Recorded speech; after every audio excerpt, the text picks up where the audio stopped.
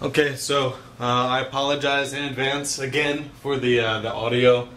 The camera has to be far away so that you can get the full video of 47-inch big screen, and if it's far away, that means the tiny little camera on my Canon is the tiny little microphone on my Canon is not going to pick up the sound too well. So probably sounds like I'm talking in an auditorium. Again, apologies. Alright, so this is kind of a follow-up, a progression in what I had, which was the RK3066 Android PC on a stick. And I had an issue with it where the USB port was kind of buggy. It wasn't, it was losing connection with my wireless keyboard and mouse. So I contacted the company. It was in4deals.com, and I talked to a rep back and forth on email, and they ended up getting me a replacement, which is the latest model in the series. It's called a UG802, and it's a dual-core processor, has a better user interface, and the best, quickest way to describe the difference between the two is the previous one was a single core and a little less powerful. In fact, this one's actually about 3 times as powerful as the other one. But the other one was basically like an Android tablet PC without a touchscreen. It had all the same stuff, but just, you know, obviously no touchscreen capability. This seems a lot more focused, a lot more streamlined, and they're kind of they changed the user interface, and it's set up to be for like a media server, which is a lot smarter in my opinion, because I think that's what most people are going to use it for. So real quick, the things that I don't like: you can't get rid of these things down here, at least if you can. I don't know, I haven't figured out how to do it yet. This uku.com and this keyyi.com, I'm never going to use these ever, so it's kind of lame that they're there, but whatever. It's fine. Facebook, Google, YouTube, obviously those are all going to get used. It has, like I said, it's set up to be a media server. So you do streaming video, you have music, your picture gallery if you want to, you know, look at pictures of your kids or whatever. Apps is going to function just like your app drawer. When you originally get the device, there's only about 8 programs on it. Everything else that you see here, I added while I was testing it out today. By the way, I'm scrolling up and down with the wheel on my mouse, which just shows you how well they have the interface taken care of now. You click on anything with left click, and that's how you open it. Right click takes you back no matter where you're at. If you're in the settings screen, if you're in a game, if you're in an application, you right click and it takes you back to the previous screen. That's a cool function. Also, all the same stuff with your keyboard. You can type with your keyboard, or you can click each letter with your mouse. Comes in handy sometimes. Sometimes I have the keyboard. But settings, when you go here, you set up your Wi-Fi. This is Bluetooth. When you go in here, it does absolutely nothing. My guess is they're going to build that into the firmware in the future, or if it doesn't have Bluetooth already in it, they'll come out with a model that does have Bluetooth so they can charge you more money. So this doesn't do anything. You can't turn it on. It does nothing. Display. This is kept for zoom and, you know, whatever, if it's off center for your TV for some reason. System information tells you about what build number, what kernel, what version of Android. This is 4.04, which is a later build of Ice Cream Sandwich, I believe. Yeah, so like I was saying, as far as the media server stuff, it seems set up. When you come here, one of the apps that come with the device is this eHome Media Center, and when you go here, this media server, that's so that you can connect it to your PC and stream movies. This is the actual media player that you would use. These are the settings to set up the link between the two devices. And so just taking a look at it real quick, for the benchmark nuts out there, I'll give you the stats real quick. Antutu came up at about 6,700. That was a score which puts it above a Galaxy S2 and just below, I think, a Galaxy, or sorry, just below a Nexus S, I think. I might be getting those wrong. I do know that it came up a lot faster than Amazon Kindle Fire, faster than Acer Transformer,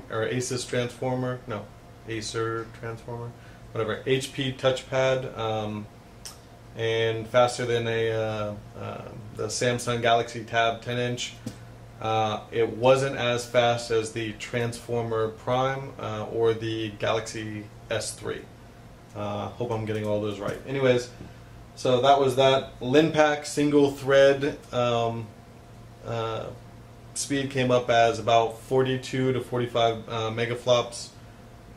Double thread came up at mid 60s, 63, 64, 65. And let's see what else. I put app2sd on there. It gives you room for about, on the very, very low side, you'd be able to add about 50 apps to the internal memory.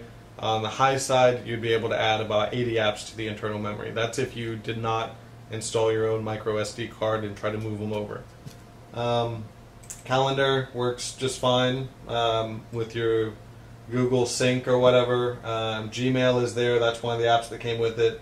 Explorer, that's just a system explorer so that you can navigate your way around the operating system.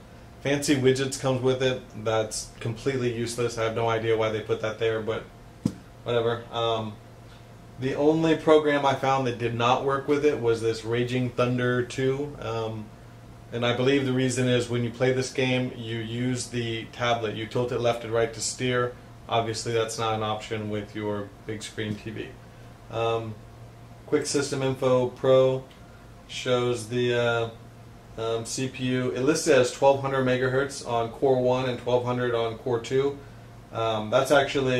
That's just the speed it was at when I happened to click on the program. It's actually 1.6 gigahertz on both cores. It's a dual core CPU. And to explain that better, when I hit refresh, you're going to see it lowers down to as low as 252 megahertz and then as high as 1.6 gigahertz, just to it scales the CPU speed up based on whatever you need it for. That takes it down to 252. Oops. 252. I hit refresh again. Now it's 1200. Refresh again. Now it's 252. So just yeah, back and forth, you know, based on whatever the need is. TuneIn Radio works great. Watch TV is an app where you can watch free live streaming TV all over the world. I checked it real quick. Sports, free old movies, free cartoons, all that kind of stuff. It's very cool. People asked me when I did the old video about a few programs. I'll let you know those right now. Words with Friends works perfect. I set it up real quick just to take a look at it, and sorry to these people on here, I'm never coming back to play any more of these games. I was just testing it to see if it worked. Double click zoom in, double click zoom out, shuffle your words, whatever. So that works great. This bubble shoot works great. The Google Android Market, the Play Store works great. It recognizes it as a tablet because it has this 16:9 aspect ratio, like a tablet would have, and that kind of filters down some programs that might not be compatible because they're built for a phone. Anything that you don't need, you can try installing the Amazon App Store Market, or just find it on Google and then install it separately. Like I said, Gmail, Netflix. People are very curious about whether or not Netflix works on all these devices because that's one of the best features for them. I can tell you that that it works great. Obviously, these are some of the things my kids watch: Avengers, Dora, Kung Fu Panda, Spider-Man. I'll just let you watch real quick, just to show you that it streams fine, no hiccups, no, you know, whatever. You can tell this is Spider-Man from like the 1940s or something, I don't know. Maybe not 1940s. I'd say 1980s. But, so right click takes you out. You can just scroll left and right on here. Scroll up and down, shows you all the movies. And so, no, I don't want to exit. So that's Netflix. On Live, other people ask me about On Live, I just set up a generic account, just to like check this out for other people that had asked. I guess it's some really cool gaming portal. When I clicked on it, it actually was kind of cool, but I won't be using this one. So it tells you the games. If you go to Arena, I thought this was kind of cool. If you click on Arena, it takes you to a bunch of games in progress that you can view the game as if you were the other person that's playing it. So say like Jimmy in Kansas is playing a video game, you can click on it to see what that game is all about, and you get to see Jimmy's point of view, which is really, really cool. But yeah, no problem with the graphics on this thing. Keep in mind, this is putting a high definition video to a 47-inch LCD screen. So click out of here, click out of here, click out of here, click out of here. You have to click like 15 times to get this thing to let you leave. On Live really, really doesn't want you to leave. Okay, so that's that. Pandora works great. Gem Miner is a fun game. That one works great also with keyboard or with the mouse, like just about all of them.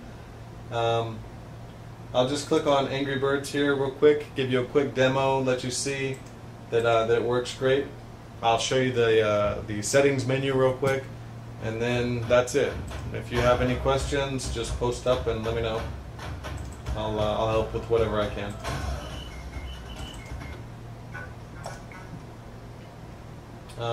Again, the graphics look amazing. There's no stuttering on any of this stuff. Just grab it, and you can move the screen back and forth as fast as you want.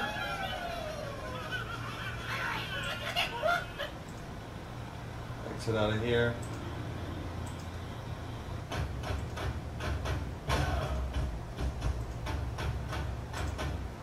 So yeah, the browser works great. Dolphin browser, I recommend that one. Also Opera mobile browser, that's another good one. This is shows you how fast the web pages load, pretty quick. It's all high definition pictures. Just double click on them and it shows you. Nice little beach scene. Click on the next one. Some chapel somewhere, I don't know, but really, really nice picture quality.